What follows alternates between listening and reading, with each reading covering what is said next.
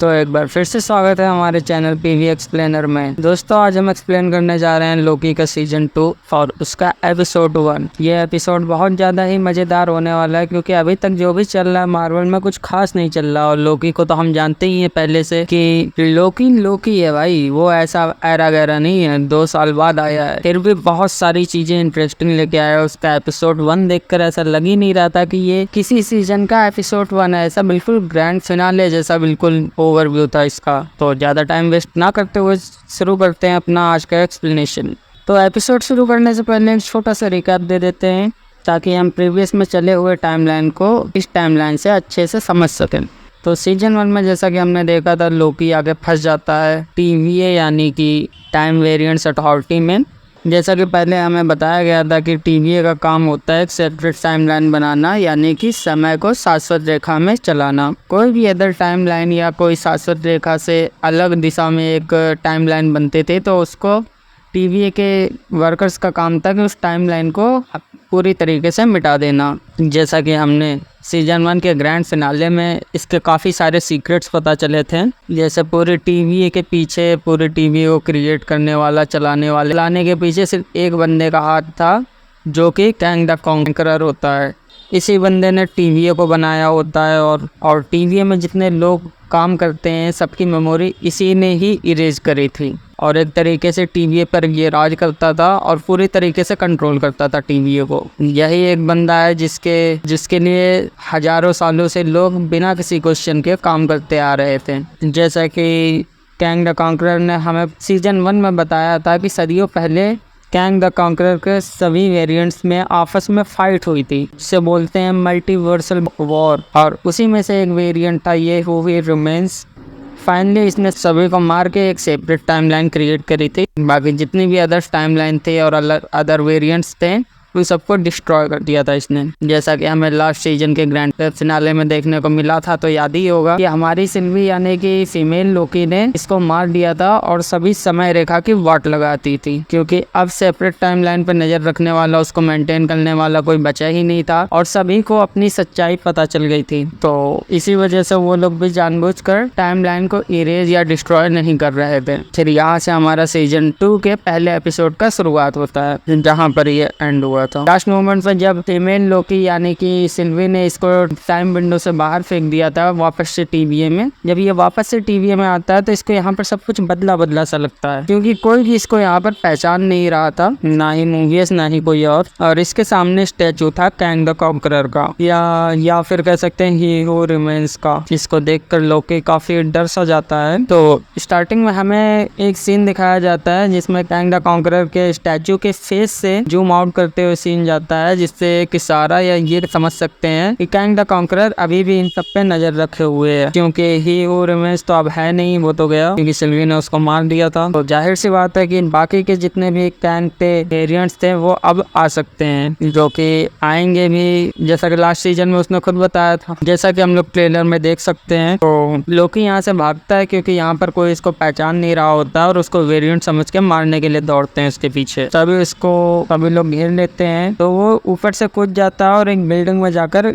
घुस जाता है और वहाँ पे वो टकराता है केसी से और उससे मोवियस के तरीके ये भी इसको नहीं जानता है। फिर यहाँ पे एक इंटरेस्टिंग सीन होते है कि वापस से कि लोकी वहाँ से गायब होकर अचानक से एक दूसरे प्लेस पर आ जाता है। मतलब ये कह सकते हैं कि जगह वही होती है लेकिन वो दूसरे टाइम पर आ जाता है, जिसको ये लोग टाइम स्लिप बोलते हैं, यानी कि समय के बीच में फिसल जाना। यहाँ पर लोकी किसी अदर यूनिवर्स या अदर टाइमलाइन में नहीं बल्कि TVA की ही टाइमलाइन में पास्ट और प्रेजेंट्स में ये स्लिप कर रहा होता है। तो हमें पूरे एपिसोड में जो भी टाइम स्लिप दिखाया गया उसमें या तो ये पास्ट में जाता है या तो फ्यूचर में जाता है या फिर प्रेजेंट में वापस से आ जाता है स्लिप करके। तभी जब ये पहली बार स्लिप करके जब इसको सिल्वी ने टाइम विंडो से बाहर फेंका होता है तो ये पास्ट में आया होता है, जिसकी वजह से लोकी को यहाँ पर कोई पहचान नहीं रहा होता है क्योंकि वो उस टाइम पे लोकी से मिले ही नहीं थे जिस टाइम पे वो उस समय पर था। और ये टाइम स्लिप का कोई एग्जैक्ट रीजन अभी एपिसोड में हमें पहले एपिसोड में तो नहीं बताया गया, हो सकता है आगे चल के इसके बारे में हमको जानने को मिले। फिर फाइनली जब लोकी प्रेजेंट वाले टाइमलाइन में वापस से आता है तो इसको मूवीज वगैरह लोग पहचान जाते हैं। और पिछले सीजन में हमको काउंसलर दिखाई जाती है, वो यहाँ पर नहीं दिखाई गई है हमें, तो उसकी जगह पर एक नए काउंसलर को दिखाया गया है जो कि एक नए जज के साथ यहाँ पर वापस आती है। और ये लोग वहाँ पर पहुंचकर अपनी बात को सामने रखते हैं जजेस के सामने कि यहाँ पर जितने भी लोग हैं सबके सब एक वेरिएंट्स ही हैं और टाइम लाइन को इरेज करने से कुछ नहीं होगा। इनके पास कोई प्रूफ नहीं था, लेकिन ये लोग अपनी बात को जजेस को समझाने की कोशिश कर रहे होते हैं। इसी वजह से इन लोगों ने टाइम लाइन को डिस्ट्रॉय करना बंद कर दिया था, जिसकी वजह से काउंसलर ने इनको मिलने के लिए बुलाया होता है। और हमें कंप्यूटर की स्क्रीन पर साफ साफ दिखाया जाता है कि किस प्रकार टाइम लाइन की अलग अलग शाखाएं बढ़ रही होती हैं। इन सब बातों पर जनरल बिलीव नहीं कर रही होती है, लेकिन जज मान जाती है इन सब बातों को और वो अपना फैसला सुना देती है कि अब से कोई भी क्लोनिंग नहीं करेगा, जिसका मतलब है कि टाइम लाइन इरेज नहीं करेगा। लेकिन जनरल का अलग ही मानना होता है, वो इन सब के पीछे ब्लेम कर रही होती है सिल्वी को। और एक तरीके से देखा जाए तो वो होती भी वही है इसके पीछे का रीजन, क्योंकि उसी ने वही रोमेंस को मार के इन सब का बखेड़ा खड़ा कर दिया होता है। खैर यहाँ पर एक बार फिर से लोकी टाइम स्लिप कर जाता है और इसी रूम के पास्ट में हमें दिखाया जाता है वो, जहाँ पर इस रूम में हमें कैंग द कॉन्करर के स्टैचू दिखाए जाते हैं, क्योंकि ये पास्ट होता है और कैंग ने यहाँ से कुछ भी हटाया नहीं होता है। ये सब देखने के बाद हमें एक चीज तो साफ हो जाती है कि टीवी का क्रिएटर कोई और नहीं कैंग ही है। देखो भाई, मैं ही वो रोमांस नहीं बोल पाऊंगा। फिर उसने जो भी कुछ उसके दिमाग में आया हो या कुछ भी सोचा होगा जिसकी वजह से उसने अपने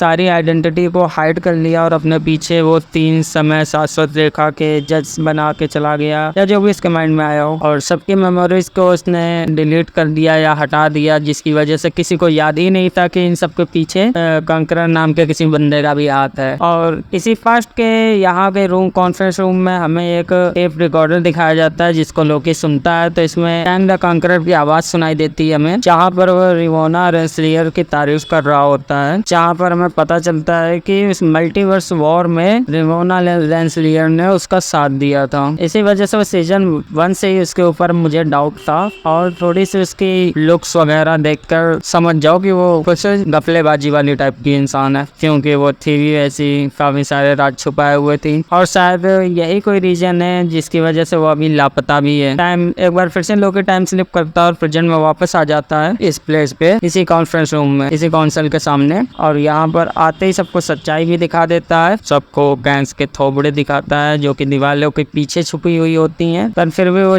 नई जनरल उस पर बिलीव नहीं करती। अगेन हमें लोकी और मोवियस की दोस्ती वापस से देखने को मिलती है, मानो या ना मानो, लेकिन इन दोनों की जोड़ी सीजन 1 से ही काफी अच्छी लगी है और मुझे भी और पब्लिक को भी काफी पसंद आया है। और अगेन फिर से ये लोग वापस से मिले हैं और लोकी जब उसके सामने टाइम स्लिप करता है तो एकदम शॉक्ड हो जाता है हम लोग के तरीके कि यार इसके साथ क्या हो रहा है ये। यहाँ पर लोकी मोवियस को बताता है कि कैंग द कॉन्करर जो इकलौता वेरिएंट था वो मर चुका है और यहाँ पर उसके अब सारे वेरिएंट्स आने वाले हैं और एक बार फिर से मल्टीवर्स वॉर शुरू होने वाला है। तो ये सबको रोकने का काम अब एक तरीके से इन्हीं का है, लेकिन फिलहाल मोवियस अभी तो एक ही समस्या पे फोकस करता है, लोकी के टाइम स्लिपिंग वाली प्रॉब्लम को ठीक करने की। तो ये सब समस्या को हल करने के लिए लोग एक नए कैरेक्टर से मिलने जाते हैं जो कि टीवीए की बेसमेंट में रहता है, जिसका नाम होता है ओरोबोरोस, जिसको शॉर्ट में ये लोग हो भी बुलाते हैं। और यहाँ पर इस सीजन के एपिसोड 1 का नाम भी यही है, ओरोबोरोस। तो अब समझ जाओ इस कैरेक्टर का कितना इंपॉर्टेंस होने वाला है इसमें। और ये चीज दिखा भी दी गई है हमें इस एपिसोड में, क्योंकि वो भी काम करता है यहाँ पर रिपेयर्स एंड एडवांसमेंट डिपार्टमेंट में और यहाँ का हेड होता है ये, क्योंकि यहाँ पर इसके अलावा और कोई काम भी नहीं करता था। एक तरीके से यही हेड है यहाँ का। एक तरीके से टीवी की जितनी भी अंडरवर्ल्ड टेक्नोलॉजी होती है सबको यही रिपेयर करता है और उन सबका इंचार्ज भी यही होता है। इस बंदे को बहुत ज्यादा नॉलेज होती है, यहाँ तक कि टीवी की गाइड बुक भी इसी बंदे ने लिखी होती है। इससे एक चीज तो क्लियर हो जाती है कि फिलहाल में टीवीए के बारे में इससे ज्यादा कोई नहीं जानता है। और एक खास चीज और होती है कि यही एक इकलौता ऐसा बंदा होता है टीवीए में जिसकी मेमोरी कभी मिटाई नहीं गई है, और मिटाई भी गई होगी तो बहुत पहले, क्योंकि जब मोवियस यहाँ पर आता है इससे मिलने के लिए तो मोवियस को नहीं याद रहता है कि यहाँ पे ये कभी आया है इससे मिलने के लिए, लेकिन ओबी को याद रहता है, जिसका साफ मतलब है कि अगर इसकी मेमोरी मिटाई भी गई होगी तो 400 साल के पहले की मेमोरी मिटाई गई होगी, इसके पहले की नहीं। यहाँ पर ये मत समझना कि ये सब इमॉर्टल है या अमर है, क्योंकि जैसा कि पहले हमें बताया गया था सीजन 1 में कि टीवीए में टाइम एडजस्ट ही नहीं करता है, लेकिन सीजन 2 में ये चीज यहाँ पर आकर गलत साबित हो गई, क्योंकि यहाँ पर लोकी टाइम स्लिप कर रहा होता है। अगर यहाँ पर टाइम एडजस्ट ही नहीं करता है, वहाँ पर कोई टाइम स्लिप कैसे कर सकता है। यही सब चीजें देख के ओबी भी हैरान हो गया था और इसको भी बिलीव नहीं हो रहा होता है कि टीवीए के अंदर कोई टाइम स्लिप कैसे कर सकता है। लेकिन इसको काफी सारी चीजें टाइम स्लिपिंग के बारे में भी पता होती हैं। मेन जो कि हमें चाहिए होता है इसका सोल्यूशन, वो इसको पता होता है कि क्या है और इस प्रॉब्लम को कैसे सही किया जाए। लेकिन फिर से यहाँ पर लोकी टाइम स्लिप करता है ओबी के सामने, जिसमें लोकी यहीं इसी प्लेस पर खड़े होकर टाइम स्लिप करता है और फास्ट में चला जाता है और फास्ट वाले ओबी से जाकर मिलता है। और यहाँ पर इंटरेस्टिंग बात ये होती है कि लोकी जो चीजें भी बता रहा होता है फास्ट ओबी को, वो प्रेजेंट वाले ओबी को याद आ रहा होता है। जैसे फास्ट में लोकी ने एक मशीन बनाई थी और इसको बोलता है कि मूवीज के आने तक इसको सुरक्षित रखना। तो प्रेजेंट में हमें दिखाया जाता है कि प्रेजेंट वाले ओबी के पास वो मशीन अभी भी होती है। एनीवे, यहाँ पर हमें ओबी बताता है कि कैसे इस प्रॉब्लम को सॉल्व कर सकते हैं, जो कि एक मिशन के तरीके होता है, काफी डेंजरस भी होता है, क्योंकि इस प्रोसेस में लोकी और मूवीज दोनों की जान को खतरा होता है, खास करके लोकी की, क्योंकि वो लोग एक में जाते हैं जहाँ पर हमें एक बड़ी सी मशीन दिखाई जाती है जिसके लोग बोलते हैं टेम्परल रूम। और यहाँ पर ये मशीन ही मेन चीज होती है, जो कि ओबी का कहना होता है कि टेम्परल रूम टीवीए के हार्ट के तरीके होता है, क्योंकि जो सेपरेट टाइमलाइन होती है और बाकी की जितनी भी टाइमलाइन होती है सबकी सब इसी मशीन के जरिए बनाई जाती है। ये रोमांस ने या कैंग द कंकरर ने इसी मशीन का यूज करके टाइमलाइन को बनाया था, ऐसा भी कह सकते हैं। इसके बारे में ज्यादा डिटेल्स तो नहीं बताया गया हम लोगों को, लेकिन थोड़ा सा हमें समझाया गया है कि ये मशीन सभी रॉ टाइम वाले डेटा को एक फिजिकल टाइम में कन्वर्ट करता है, जिससे एक प्रॉपर टाइमलाइन बन जाती है और इसी के अंदर वो पूरी सेपरेट टाइमलाइन चल रही होती है। बट यहाँ पर प्रॉब्लम ये होती है कि ह्यूमंस यानी कि कैंग द कंकरर मर चुका होता है और ये लोग टाइमलाइन को भी डिस्ट्रॉय नहीं कर रहे होते हैं,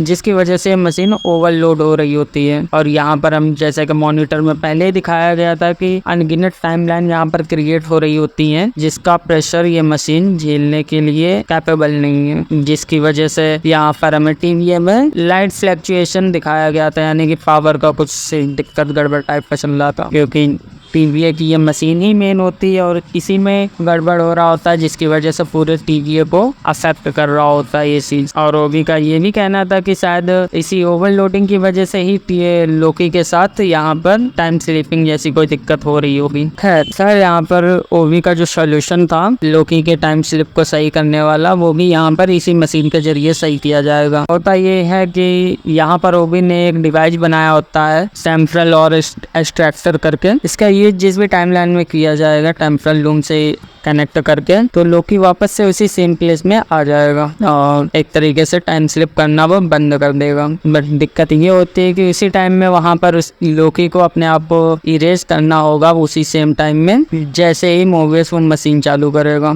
अगर टाइम मिसमैच हुई या कोई भी थोड़ी सी भी दिक्कत हुई तो यहाँ पर लोकी हमेशा के लिए गायब हो जाएगा और मोवियस के भी वॉट लग जाएगी। हालांकि ऐसा कुछ होता नहीं है। खैर जैसे वो लोग अपने मिशन के लिए आगे बढ़ते हैं, यहाँ पर लोगी वापस से टाइम स्लिप करता है और पहली बार ये यहाँ पर फ्यूचर में आया होता है। और यहाँ पर हम लोग फ्यूचर का हाल देख सकते हैं साफ साफ कि यहाँ पर काफी ज्यादा भगदड़ मची होती है टीवीए में, क्योंकि समय रेखा के तो हम लोग देख ही सकते हैं क्या हाल हो रखा है। और लोगी यहाँ पर ढूंढ रहा होता है टाइम स्टिक, ताकि वो अपने आप को इरेज कर सके उस सेम टाइम पर। और यहाँ प्रेजेंट टाइम में मोवियस भी अपना टास्क कंप्लीट करने के लिए जाता है, उसके लिए उस डिवाइस को मशीन से जोड़ने के लिए। लेकिन यहाँ दिक्कत की बात ये होती है कि इनके पास टाइम बहुत ज्यादा कम होता है और जिस चीज का डर होता है ओबी को वही होता है कि टाइम पर अपने आप को लोकी इरेज कर नहीं पाता है, और क्योंकि टाइम पर उसको स्टिक ही नहीं मिलती है। और एक टाइम के लिए हमें यहाँ पर ऐसा लगता है कि अपना मोवियस गया। तर यहीं पर एक ट्विस्ट होता है कि प्रेजेंट टाइम में ही उसको एक रैंडम टेलीफोन पे कॉल आ रही होती है, पर यहीं पर सेम टाइम में लिफ्ट से हमें निकलती हुई दिखाई भी जाती है सिल्वी। और उसी टाइम में हमें दिखाया जाता है कि लोकी को पीछे से कोई प्लून कर कर देता है, मतलब मार डालता है, इरेज कर देता है, कुछ भी कह सकते हैं। और लोकी वापस से फिर जन्म में आ जाता है, तो एकदम टाइम के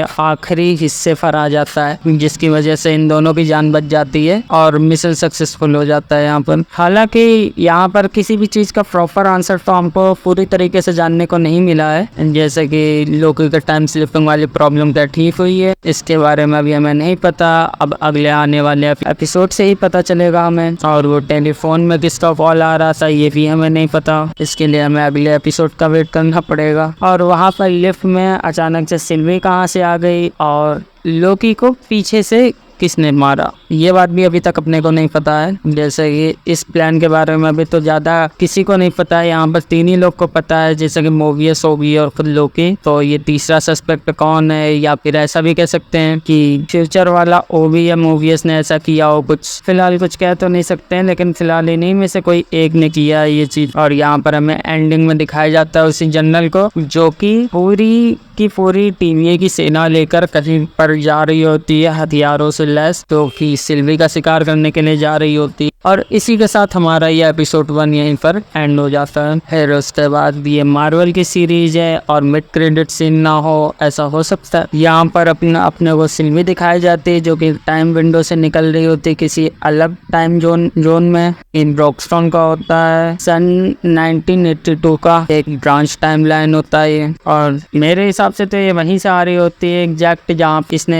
टैंक द कॉन्करर को मारा होता है। और ये वहाँ से जाती है मैकडॉनल्ड्स में सीधा, और यहाँ पर आकर ये यंग मैनेजर से ऑर्डर करती, जिससे वो पूछता है कि आपको क्या चाहिए, तो ये बोलती मुझे सब ट्राई करना। और ये इसका डायलॉग डिलीवरी काफ़ी ज़्यादा वेट सा साउंड करता है, जिससे साफ साफ एक चीज़ पता चलती है कि इसका कहने का मतलब कुछ और ही होता है, जो कि हमें आगे ही पता चलेगा। मार्केटिंग ने इतना तो स्पॉइल कर ही दिया कि इस जगह पर सिल्वी एक वर्कर बनकर काम करेगी, क्यों करेगी या इसी टाइमलाइन में क्यों, ये तो हमें आगे ही पता चलेगा। इसके बारे में कुछ ज़्यादा जानकारी नहीं दी गई है अपने को। जो मेरी थ्योरी बनती है तो उसके हिसाब से तो ये यहाँ पर अपनी एक नॉर्मल लाइफ जो कि वो कभी जी नहीं पाई, शायद उसकी वजह से ये यहाँ पर आती है। एक अपनी लाइफ को जो कि इसने पूरी भाग दौड़ में अभी तक का मिस कर रखा था, शायद उसको एक एंजॉय करने के लिए यहाँ पर आई होगी। मेरे हिसाब से तो ये थ्योरी बनती है। बाकी जो एग्जैक्ट जो चीज़ है वो तो हमें आगे ही पता चलेगा। और इसी के साथ हमारा एपिसोड 1 यहीं पर ख़त्म हो जाता है। और इसके बारे में हमसे कोई पूछे तो एकदम